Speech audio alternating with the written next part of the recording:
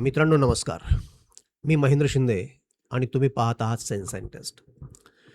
मित्रांनो, आपल्या देशातील जे सामाजिक राजकीय जे वास्तव आहे, जे मटेरियल आहे, मी म्हणेल मटेरियल शब्द वापरेल मी, हे व्होलाटाईल झालेलं आहे. व्होलाटाईल अनेक कारणांनी झालेलं आहे. आपण पाहिलं की अमेरिका, इराण, इस्रायल युद्धामुळं आपली आंतरराष्ट्रीय नाचक्की झालेली आहे. म्हणजे भारताला कोणीही विचारत नाही आणि पाकिस्तान, कुवेतसारखा देश एक आंतरराष्ट्रीय महत्त्व त्यांनी कमावलेलं आहे आणि अमेरिकेच्या दबावापुढे भारत झुकला आहे, असं आंतरराष्ट्रीय पातळीवर चित्र आहे. यामध्ये दुमत असण्याचं कारण नाही आहे. म्हणजे ट्रम्प आम्हाला सांगतायत, की तुम्ही कुणाचं तेल खरेदी करा, कुणाकडून तेल विकत घ्या, कुणाकडून घेऊ नका, किती महिन्यापर्यंत घेऊ शकता आणि आपण त्याला मानत आहोत. आपल्याला त्याच्यापुढे झुकावं लागतंय त्यांच्या आदेशापुढं. ही परिस्थिती कुणापासूनही लपलेली नाहीये. दुसरी गोष्ट अशी, की ही जी महागाई वाढलेली आहे आपल्या देशामध्ये मित्रांनो, पेट्रोल असेल, डिझेल असेल, गॅस असेल, त्यांच्या किमती आभाळाला भिडलेल्या आहेत आणि त्यामुळं जनता अस्वस्थ झालेली आहे. म्हणजे जेव्हा सोनं वर्षभर खरेदी करू नका, असं जेव्हा पंतप्रधान सांगतात, तेव्हा सोनं विकण्यावर आणि खरेदी करण्यावर ज्यांचं पोट आहे, ज्यांचा व्यवसायच तो आहे, सोनार समाज, तो प्रचंड अस्वस्थ होणं अतिशय साहजिक आहे. आणि देशालाही चाहूल मिळालेली आहे त्यातून, की पुढचे दिवस फार चांगले असणार नाहीत. ही अशी परिस्थिती आहे.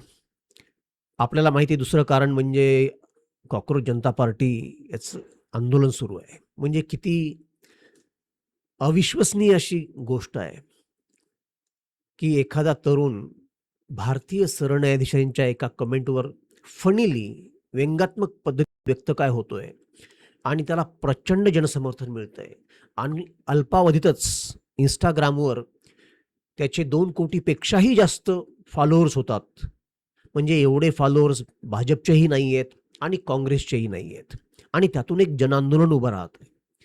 सुरुवातीला सर्वांनाच वाटलं होतं, की हे फक्त डिजिटल अशा प्रकारचा रिस्पॉन्स आहे. परंतु आपल्याला माहिती आहे, की गेल्या काही दिवसामध्ये जंतर मंतर असेल दिल्लीमधलं किंवा पुणे असेल किंवा बंगलोर असेल, हैदराबाद असेल, अमृतसर आहेत. या सर्व ठिकाणी आंदोलनं झालेली आहेत आणि या आंदोलनांना जनतेचा, विद्यार्थ्यांचा प्रतिसाद मिळतोय. मोठे-मोठे लोक त्यामध्ये सामील झालेले आहेत. म्हणजे सोनम वांगचुक असतील किंवा इतर अनेक असतील. वेगवेगळ्या परीक्षा देऊन आपलं भवितव्य घडवण्याचा प्रयत्न करत असताना जेव्हा पेपर फुटच होत असेल, पेपर बाहेर येत असतील परीक्षापूर्वीच, तर जे विद्यार्थी 5-5 वर्ष, 2-2 वर्ष, 3-3 वर्ष अभ्यास करून परीक्षा देत आहेत, त्यांचं भवितव्य टांगणीला लागलेलं आहे. या विद्यार्थ्यांची मानसिकता काय झाली असेल? किती विदीर्ण झाली असेल? त्यांच्या पालकांना काय वाटत असेल? प्रचंड बेरोजगारीच्या पार्श्वभूमीवर जेव्हा विद्यार्थी 2-2, 3-3, 4-4, 5 वर्ष अभ्यास करतात, सर्वस्व पणाला लावतात, रात्रंदिवस जागून अभ्यास करतात आणि परीक्षा देतात आणि नंतर कळतं की पेपर फुटलेला होता. तेव्हा त्यांच्या मनाची काय अवस्था होत असेल, त्यांच्या पालकांचं हृदय काय म्हणत असेल, याची आपण कल्पना करावी. आणि मित्रांनो, केवळ नीटचा पेपर फुटलेला नाहीये. नीटचा पेपर फुटलेला आहे. CBSCची जी परीक्षा असते, त्यामध्ये अनेक अफरातफरी आहेत. अशा 5-7 परीक्षांच्या पेपर्स फुटलेले आहेत.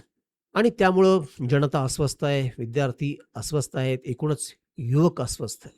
मागे निवडणुका झाल्या बंगाल आणि बंगाल आणि बिहारमध्ये. तिथले रिझल्ट बाहेर आलेले आहेत. तिथं नवीन सरकार आलेली आहेत.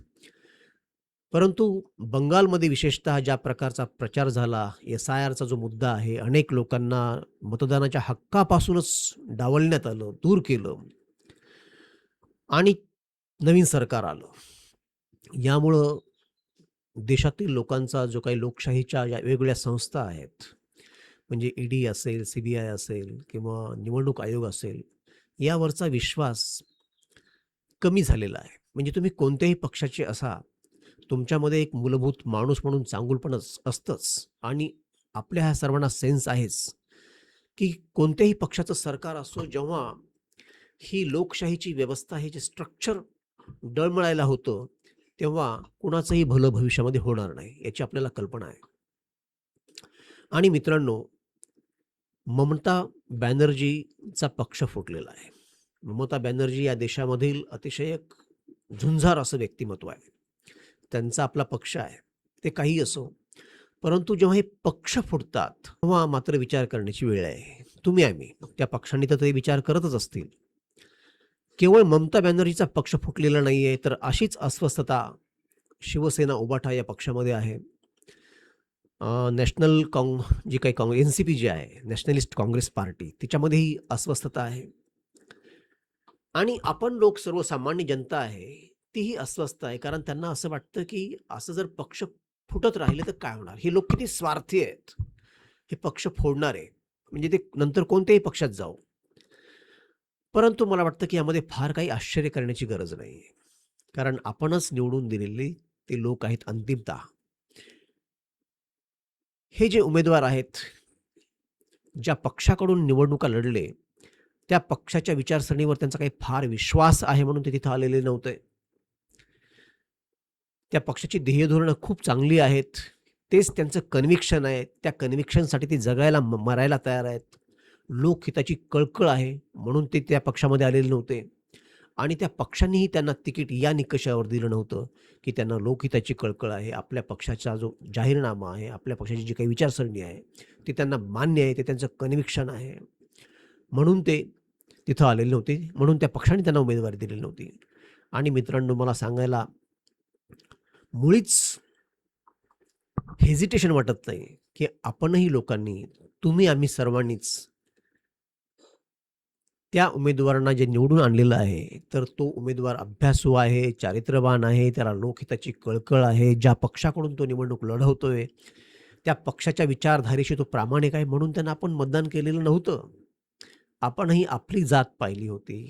आपला धार्मिक अभिनिवेश आणि अस्मिता पाहिली होती आणि म्हणून त्यांना निवडून आपण दिलेलं होतं. त्यामुळं ते आता पक्ष फोडताहेत म्हणून ते काही फार मोठं पाप करतायत आणि आपण केलेलं नाही असं नाहीये.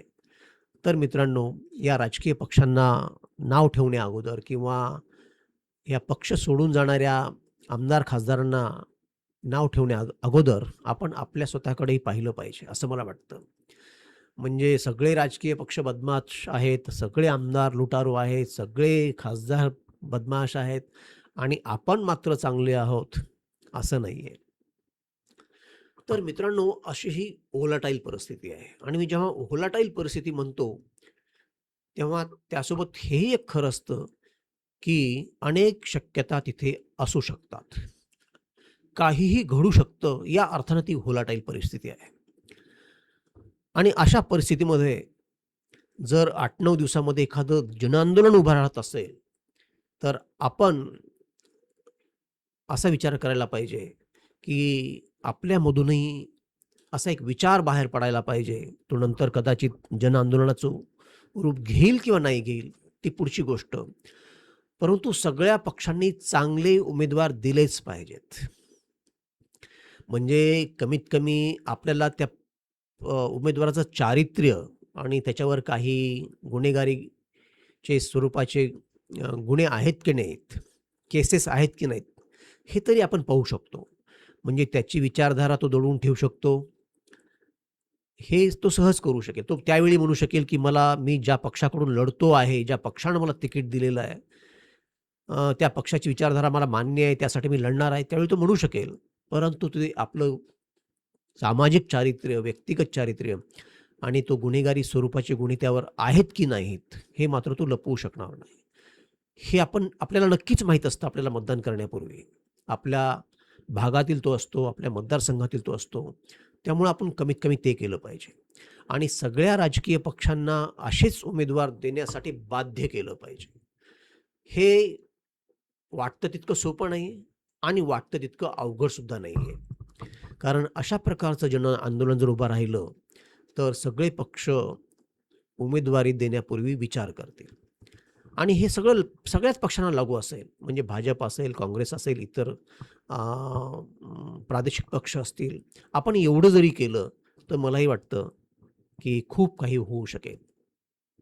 आणि कॉकरोच जनता पार्टी असेल किंवा इतर काही आंदोलन असतील, त्यांनी सुद्धा ते जे सध्या मुद्दे हाताळत आहेत, ते तर हाताळावेच.